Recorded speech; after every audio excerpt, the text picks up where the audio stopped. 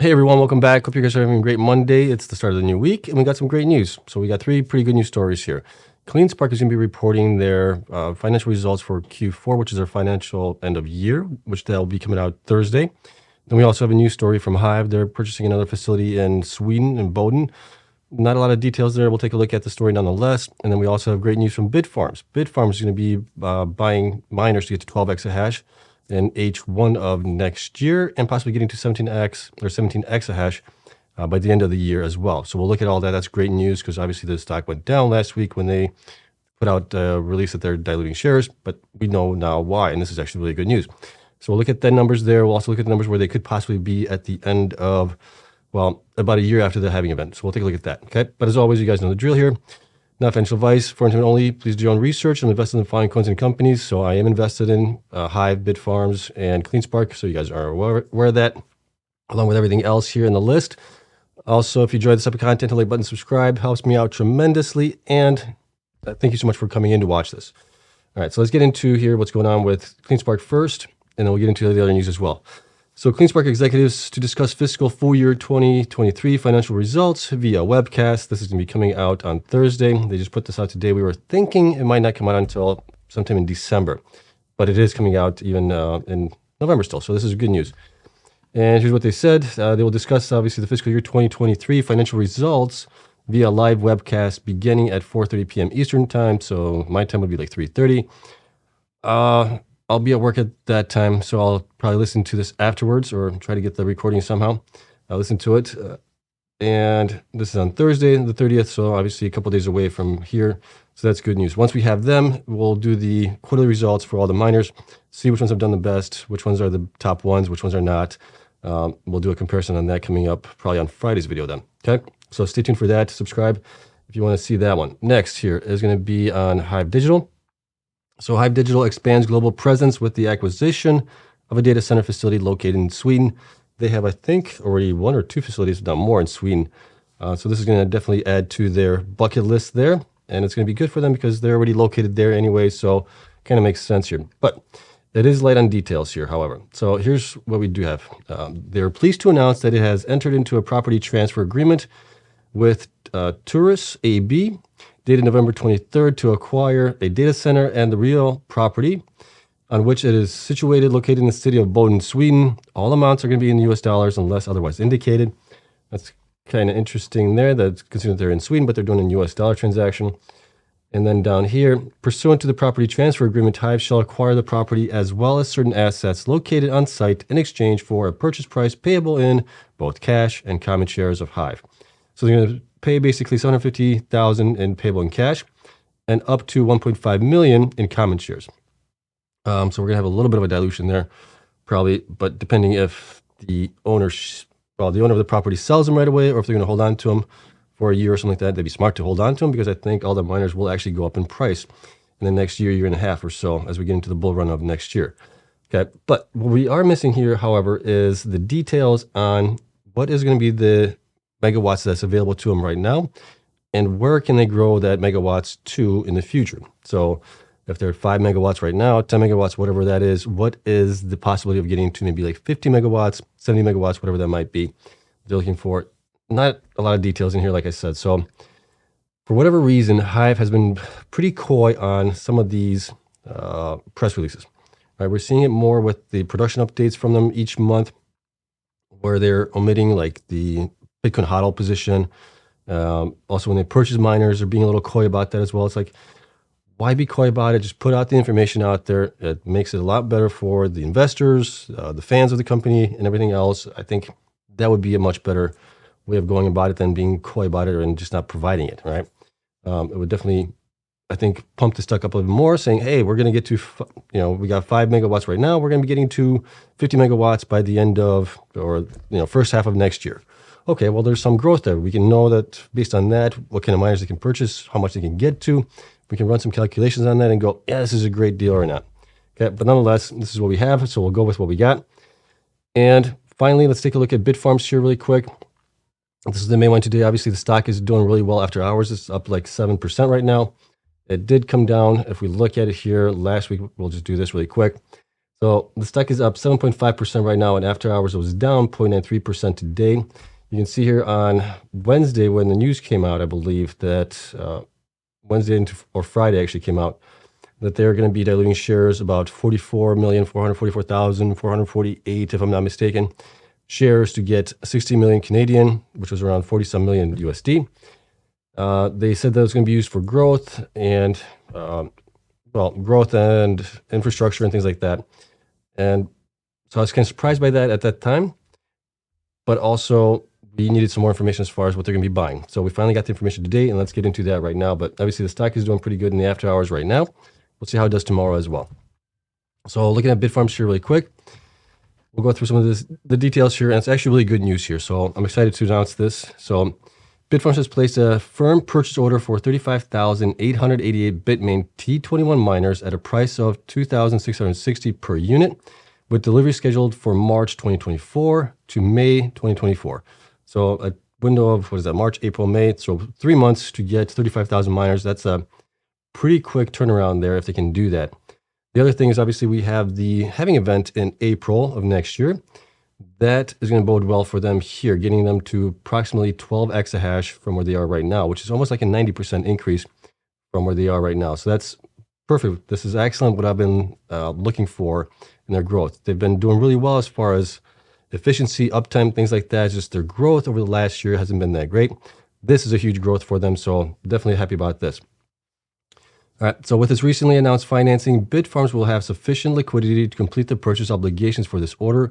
So basically the 60 million Canadian that they got, whatever the equivalent is in USD, 44 some million or something like that, they're able to buy the 35,880 miners.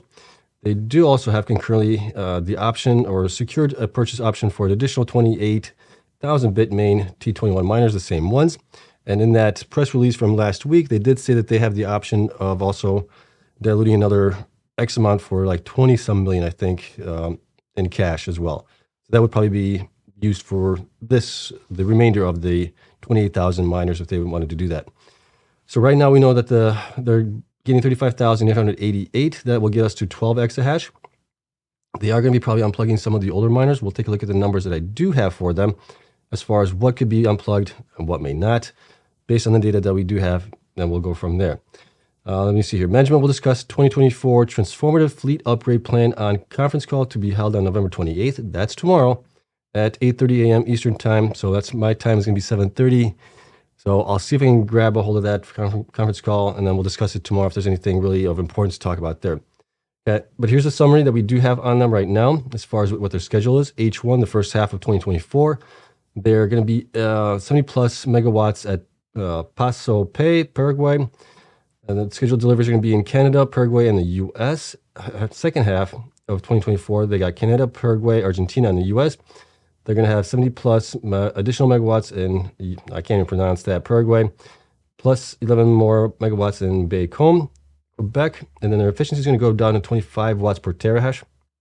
At that point, in the first half, the second half is going to go down to 23 with the additional miners being brought in. Operating capacity at the end of H2 or first half will be 310 megawatts, and then the second half will be 391. So definitely a huge increase here for them in a relatively short amount of time, which is nice. So targeted hash rate for the first half is 12 exahash. Targeted for the second half is going to be 17, but they're saying somewhere down here that they could possibly get to 21 exahash in 2024, which is kind of interesting. Okay, so here's a quote from them. We built our world-class scalable infrastructure in anticipation of the right time to implement a transformative equipment upgrade. Now with the most attractive equipment pricing since 2020, we've launched a comprehensive strategy with a well-defined pathway to 17 exahash in the second half of 2024, and the hardware secured for 21 exahash in 2024. So they do have, it looks like the hardware at least, that would mean the transformers, the facilities, everything else, they could possibly get to 21 exahash if they wanted to go that route as well. Maybe not put on the dilution trigger as much, maybe be able to fund that from growth and things like that, from their increased hash rate with Bitcoin price going up, everything else. Maybe that's the way they're going to get to 21 exahash. Not sure on that one for 100%, but at least that's kind of what I'm thinking might happen. But we'll see. Okay, going down here. So this is going to obviously improve their fleet efficiency 34% to 23 watts per terahash. This is going to be at the end of the second half. And then here we go. In the first half of 2024, at our Peso Pay Paraguay facility, we expect to increase production and expand the design from 50 megawatts to 70 megawatts, which we anticipate would boost our corporate operating capacity to 310 megawatts. Coupled with upgrades throughout our other farms, we are targeting to expeditiously grow our hash rate to 12 exahash in the first half of 2024, a 90% increase from November where we are right now. At Yaguza, oh boy, I can't pronounce that. From Y, Paraguay, our plan is for initial 80 megawatt capacity and the deployment of 70 megawatt of new high performance miners. As such, we expect this new phase of development in Paraguay to be a major contributor to our organic growth in the second half of 2024. So that's fantastic news there. Also, let's see here. These next generation T21 miners are being purchased at a contract price of $14 per terahash and 190 terahashes per unit. We saw Cleanspark, Iris Energy, and I think there was somebody else also that bought from Antminer the S21s. And those are a little bit higher speed. I think those are 200 terahashes, and they paid for those also $14, but they had credits and things like that that brought the price down on it. Okay, so this is actually a pretty good price on those. Without, doesn't sound like they use any credits at all. And then they also have a manufacturer-supported high-energy mode. These miners are able to produce up to 233 terahash if they're obviously put on like boost mode or something like that. Okay, so that's also interesting there. And then we also have nearly 19% cost reduction in dollar per terahash with high-energy mode and with significant savings throughout the supply chain. So that's also good news there. All right, so that's, I think, everything there. So definitely check into the conference call tomorrow. I'll try to get on there as well, listen to it, see what's going on there with their plan going forward.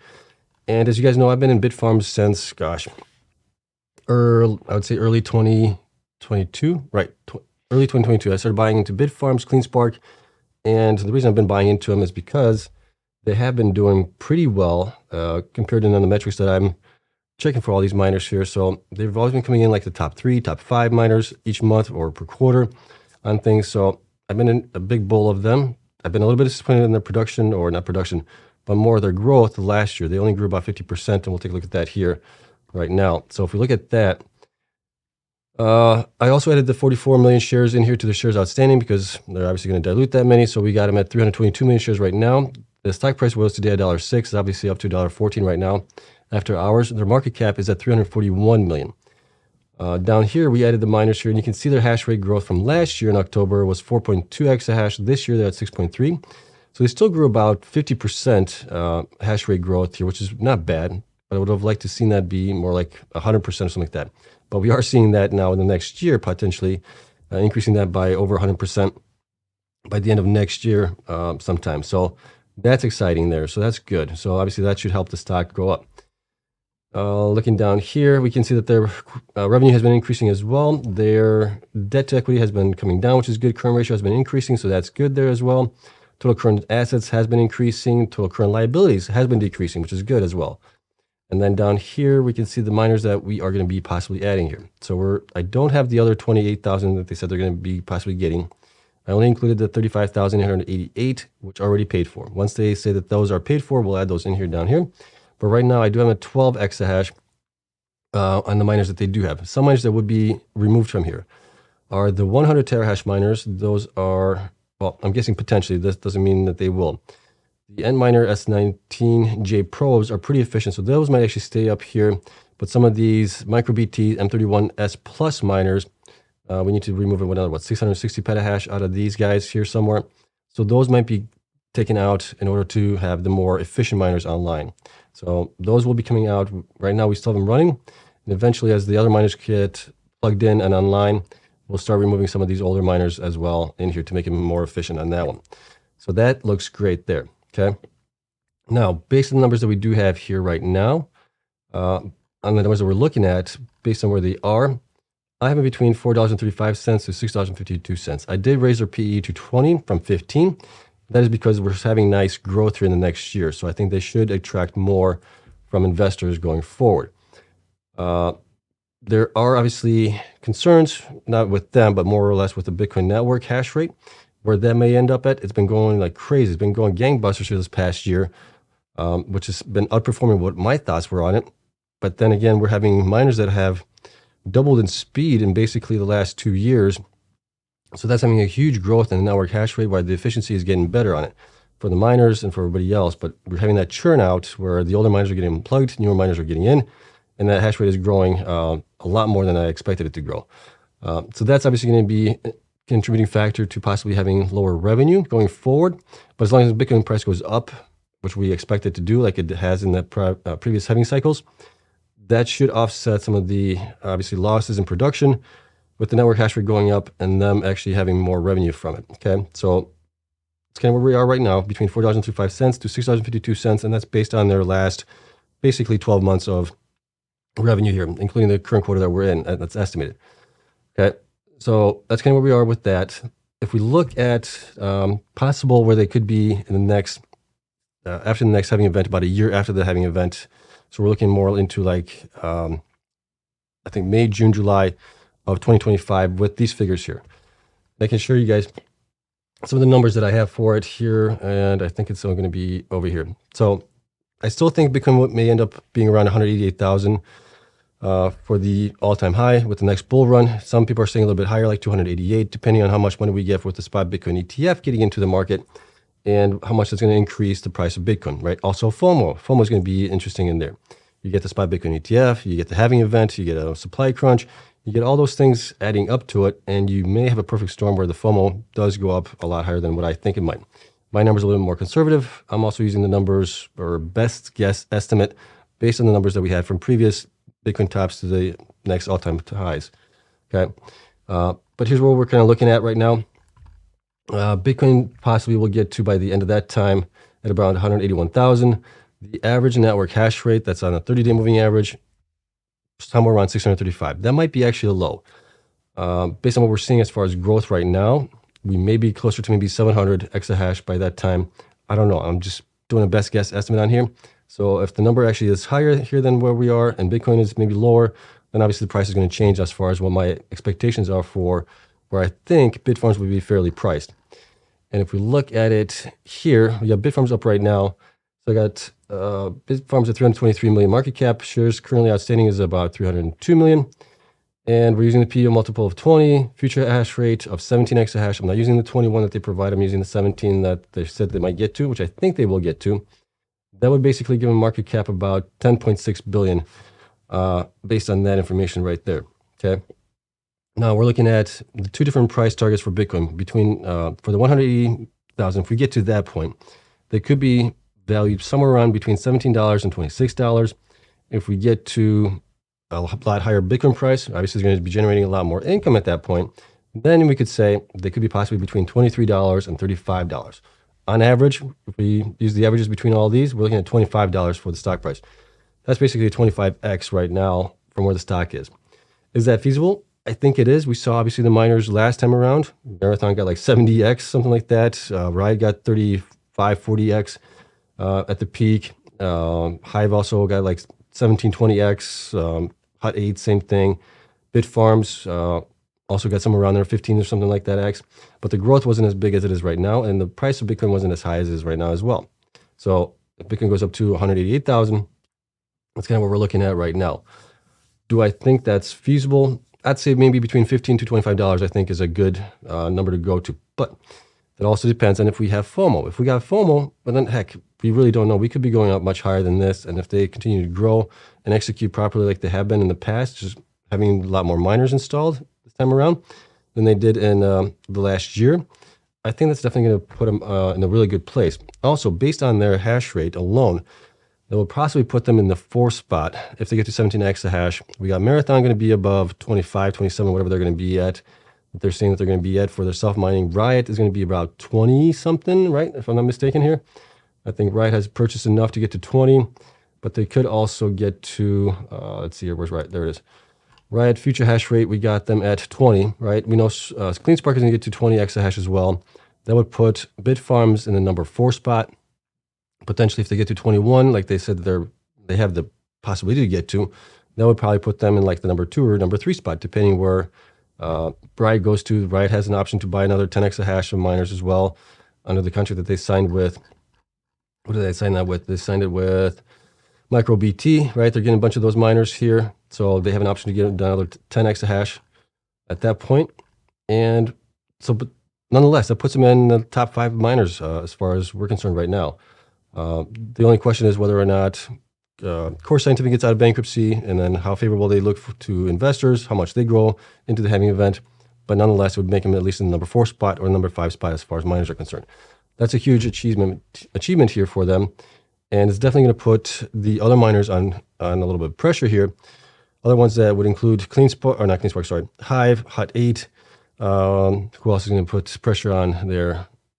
Possibly Cypher, TeraWolf are the ones that I can think of right off the top of my head that, are right around between 5 and 7, excuse me, listen to my voice, between 5 and 7 exahash, something like that. Those guys are definitely going to grow more. And then if we look at also Bitfarms monthly statistics here as far as the metrics that I use, we go over this monthly for all the miners here. You can see that Bitfarms actually came in number 2 spot for the score based on 8 metrics, and then number 2 spot again for the 6 metrics that don't include HODL or current hash rate. So that might actually push them up obviously more. I mean, it's still really good. They're just a couple points behind Cleanspark here, which Cleanspark has consistently been in the top 3, top 1. So this is why I picked the miners, why I picked them is based on the metrics that I do. And then you get things like this happen, and it's like, okay, this kind of a little bit of a redemption on my thoughts on the miners as far as doing the right things. But you can see all the metrics that we track here, and we'll obviously take a look at the metrics that we do have for the quarter results once Cleanspark reports theirs on Thursday as well. So we got a lot of stuff happening here this week, which is going to be fun, exciting. I mean, next year is definitely going to be exciting. It's going to be a fun year to see where everything goes. Worst case scenario, we go down to 0. Best case scenario, we go 20x or more on some of these miners. So buckle up. It's going to be a fun ride, and I hope you guys enjoyed it. So let me know what you guys think of this. Obviously, in just the comments that I saw in Discord through my Patreon members, everybody's positive about it. So that's good news. We've got other also YouTubers that are positive on it. So I'm thinking this is going to be great news. So we'll see where things go. And I'm starting Rebel on here. But nonetheless, spreadsheet is going to be available to my Patreon members. As always, thank you to everyone there for their continued support. Really appreciate it. That's still $5 a month. And we get the Discord private channel where we discuss the miners and things like this happen. And I post there things that happen faster than I can post it here to YouTube. So that's always a nice place to be in. And like I said, we'll see what happens tomorrow. Other than that, thank you so much for watching. If you enjoyed it, hit the like button, subscribe. It helps me out tremendously. And I'll see you guys in the next one. Until then, bye.